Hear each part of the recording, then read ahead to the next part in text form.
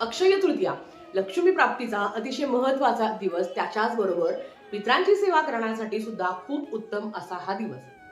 लक्ष्मी प्राप्तीच्या सेवेमध्ये आपण बरेच काही उपाय सेवा करत असतो. त्याच्यामध्ये कवड्यांची सेवा आहे, जी आपण नेहमी करत असतो.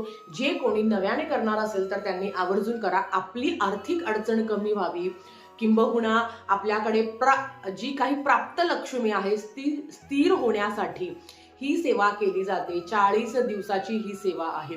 ज्या पद्धतीने व्यंकटेश स्तोत्रमच्या सेवेचा अनुभव प्रदीर्घ आहे, लोक आजही आवडीने ती सेवा केली जाते, त्याच पद्धतीने ही सुद्धा सेवा तेवढीच महत्वाची आहे.